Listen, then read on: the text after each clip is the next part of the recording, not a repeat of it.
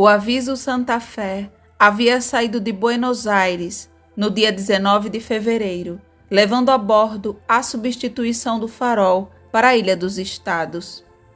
Favorecida pelo vento e pelo mar, a travessia foi muito rápida. A grande tempestade, que durou quase 8 dias, não se estendeu além do Estreito de Magalhães. O comandante Lafayette não sentiu os efeitos, chegando ao seu destino com alguns dias de antecedência. 12 horas depois, seria inútil perseguir a turma do Congre, pois a escuna estaria no meio do oceano. O comandante Lafayette não deixou passar a noite sem se atualizar sobre o que aconteceu na Baía de Elgor durante os 3 últimos meses. Se Vasquez estava a bordo, os seus camaradas Felipe e Moritz não o acompanharam. O outro, John Davis, era completamente desconhecido. O capitão do Santa Fé fez com que entrassem em sua cabine e disse, dirigindo-se a Vasquez: "O farol ficou aceso tarde." "Há 9 semanas que não funciona", respondeu Vasquez. 9 semanas. O que significa isso? E seus 2 companheiros? Felipe e Moritz não existem. 21 dias após a saída do Santa Fé, o farol tinha apenas um guardião, meu comandante. Vasquez relatou os acontecimentos ocorridos na Ilha dos Estados. Um bando de piratas, sob as ordens de um certo Congre, estavam instalados há vários anos na Baía de Elgor, atraindo navios para os recifes do Cabo San Juan, recolhendo os restos dos naufrágios e assassinando os sobreviventes. Ninguém suspeitou da sua presença durante o período de construção do farol, pois os bandidos se refugiaram no Cabo São Bartolomeu, extremo oeste da ilha. Quando o Santa Fé partiu e os tratadores foram deixados sozinhos, a gangue Congre navegou pela Baía de Elgor em uma escuna que por acaso caiu em sua posse. Minutos depois de ancorarem na enseada, Moritz e Felipe caíram mortos no convés do navio pirata. Sim, Vasquez escapou da catástrofe porque estava no quarto naquele momento. Fugindo dos bandidos, refugiou-se na costa do Cabo San Juan, onde conseguiu sustentar-se graças às provisões descobertas numa caverna, onde os piratas guardavam as suas reservas. Em seguida, Vasquez descreveu o naufrágio do Century e a sorte que teve em poder salvar o segundo a bordo, e como os 2 viviam esperando a chegada do Santa Fé. Sua maior esperança era que a escuna, retida para reparos importantes, não poderia ir ao mar para ter acesso ao Pacífico antes do retorno do aviso, nos primeiros dias de março. Mas certamente ela poderia ter deixado a ilha antes desta data, se os 2 projéteis que John Davis colocou em seu casco não a tivessem detido por mais alguns dias. Então, John Davis interviu dizendo: "O que Vasquez se esquece de lhe contar, meu comandante, é que nossos 2 projéteis não tiveram sucesso. Apesar dos buracos que fizemos no casco, o mal lhe teria zarpado se Vasquez, com grande risco de vida, não tivesse nadado até a escuna, colocando nela um cartucho de pólvora." É verdade que nem todos os resultados desejados foram obtidos. As avarias eram ligeiras e podiam ser reparadas em 12 horas, mas esse breve tempo foi suficiente para você encontrar a escuna na Bahia. É Vasquez, portanto, o responsável por este resultado, e ele também teve a ideia de correr em direção ao farol e acendê-lo, para que o aviso pudesse entrar na Bahia.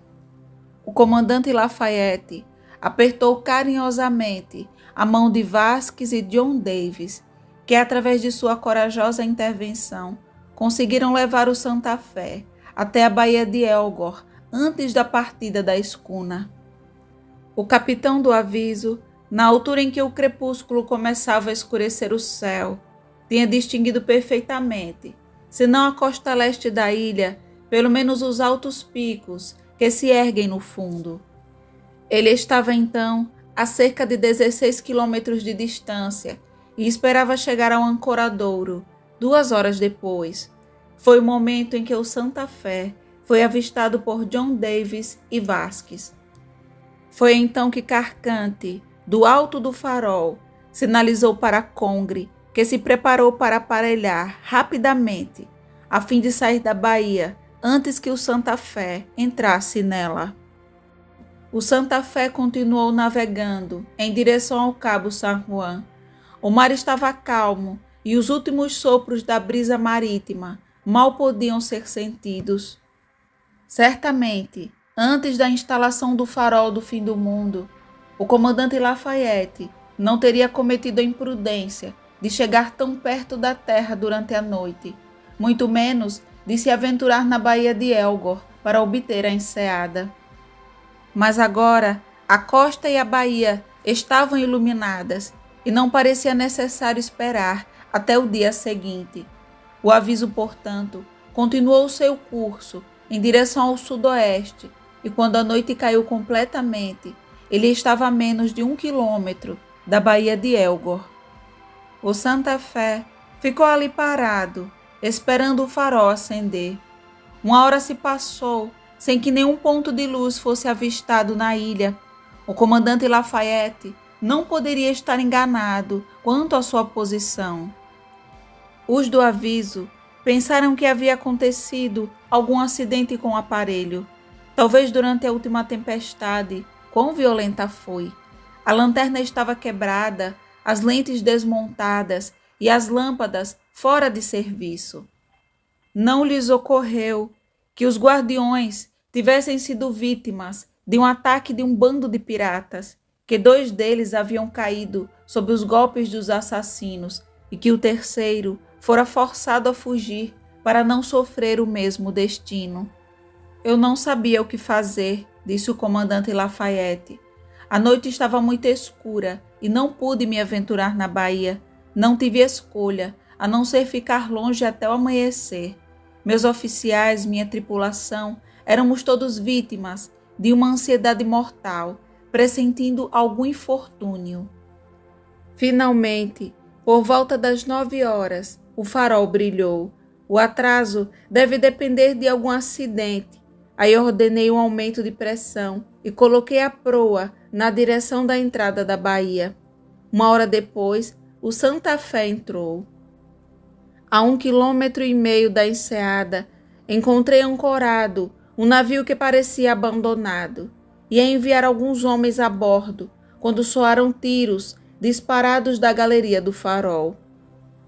Entendemos que os tratadores foram atacados e que provavelmente estavam se defendendo da tripulação daquela escuna.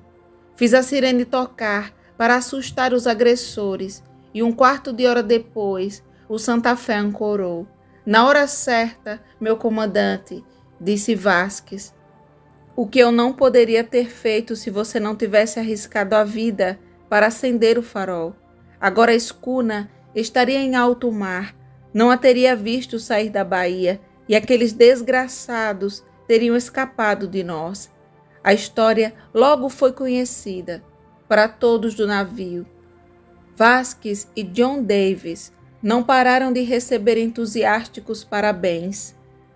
A noite passou tranquilamente e no dia seguinte, Vasquez encontrou-se com os 3 tratadores que iam substituir os colegas do serviço do farol.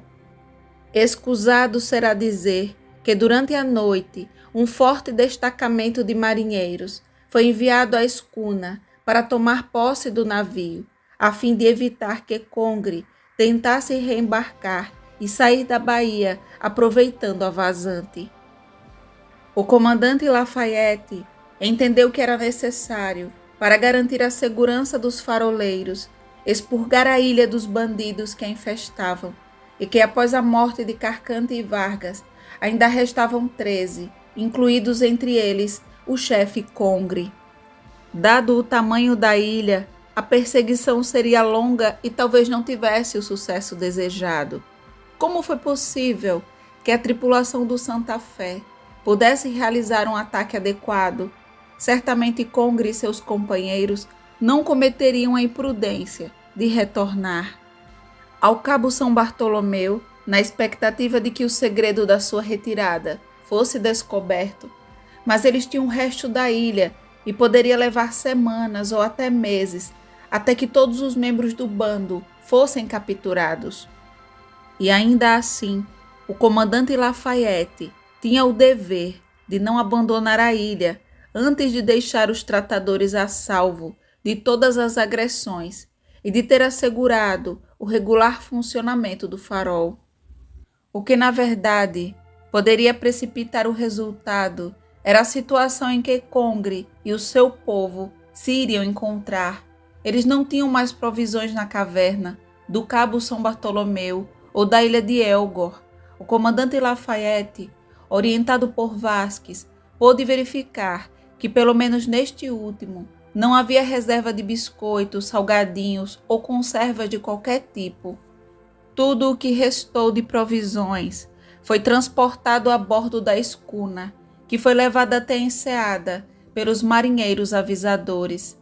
A caverna preservou apenas restos de naufrágios, tecidos, roupas e utensílios, que também foram transportados para os armazéns do farol. Mesmo que Congre fosse durante a noite revistar os seus antigos alojamentos, era certo que não encontraria nada útil para a sua subsistência na ilha. Também não precisava possuir armas de caça, dada a quantidade de fuzis e munições encontradas a bordo do Carcante. Eles seriam forçados, portanto, a alimentar-se apenas da pesca e, nessas condições, logo desistiriam ou morreriam de fome. As investigações começaram imediatamente. Destacamentos de marinheiros, sob as ordens de um oficial ou de um comandante, dirigiam-se, alguns para o interior da ilha e o restante para a costa. O comandante Lafayette mudou-se para o Cabo São Bartolomeu, onde não encontrou vestígios do bando. Vários dias se passaram sem que se descobrissem a presença de nenhum pirata, quando na manhã do dia 10 de março, 7 miseráveis pescadores chegaram ao farol, exaustos pela fome. Recebidos a bordo do Santa Fé, onde receberam comida, ficaram sob vigilância, sem condições de fugir. 4 dias depois, o segundo Rigel, que visitava a costa sul ao redor do Cabo Webster, descobriu 5 corpos, entre os quais Vasquez conseguiu reconhecer 2 dos membros chilenos da gangue. Os restos mortais, encontrados nas proximidades, atestam que tentaram alimentar-se de peixes e crustáceos, mas em nenhum lugar foram encontrados carvões ou cinzas, sendo evidente que não conseguiram encontrar uma luz. De qualquer forma, na tarde do dia seguinte, pouco antes do pôr do sol, um homem apareceu no meio das rochas que margeiam a enseada, a menos de 500 metros do farol. Estava quase no mesmo local de onde Vasquez e John Davis observavam no dia anterior a chegada do aviso. Este homem era Congre. Vasquez, que caminhava com os novos tratadores, reconheceu imediatamente e exclamou: "Aí está ele! Está ali!" Ao ouvir esse grito, o comandante Lafayette veio com o seu segundo. John Davis e alguns marinheiros lançaram-se em sua perseguição e todos puderam ver a silhueta daquele líder, único sobrevivente do bando que comandava. O que ele veio fazer naquele lugar? Por que ele estava tão sem reservas? Era sua intenção render-se? Ele não deveria ter quaisquer ilusões sobre o destino que o aguardava. Seria levado para Buenos Aires, onde pagaria com a cabeça por toda uma existência de roubos e crimes. Congre permaneceu imóvel na rocha mais alta, contra a qual o mar batia suavemente. Seus olhares percorriam a enseada. Perto do aviso, pôde ver aquela escuna que a sorte o enviara tão oportunamente ao cabo São Bartolomeu, e que um acaso contrário lhe tirara. Que pensamentos devem ter se acumulado naquele cérebro, que a amargura, se o Santa Fé não tivesse chegado, já estaria no meio do Pacífico, onde lhe teria sido mais fácil escapar a todas as perseguições e garantir a sua impunidade. O interesse que o comandante Lafayette teve em capturar Congre é compreensível. Deu as suas ordens e o segundo Riegel, seguido por meia dúzia de marinheiros, correu para a esquerda para flanquear as rochas, a fim de agarrar o bandido. Vasquez guiou este grupo pelo caminho mais curto. Ainda não tinham percorrido 100 metros, quando se ouviu uma detonação e se viu um corpo caindo no vazio e desaparecendo nas águas do mar. Congre puxou um revólver do cinto e deu um tiro na cabeça. O desgraçado fez justiça e a maré vazante arrastou seu cadáver para o mar. Tal foi o desfecho deste drama na Ilha dos Estados. É inútil notar que desde a noite de 3 de março o farol não parava de funcionar. Os novos guardiões foram informados do serviço pelo valente Vasquez. Não sobrou um único homem do bando de piratas.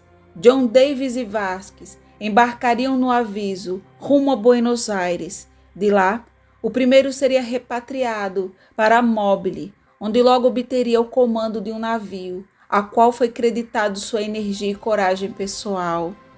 Vasquez iria para sua cidade natal, para descansar das duras provações que suportou com tanta determinação, mas iria sozinho, sem que seus pobres companheiros pudessem acompanhá-lo.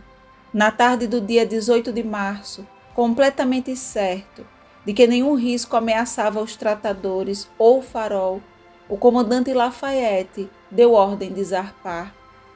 Quando o aviso saiu da baía de Elgor, o sol se pôs no horizonte e o Santa Fé afastou-se sobre o mar sombrio. Acompanhado pelo feixe de luz, mais uma vez projetado pelo farol do fim do mundo.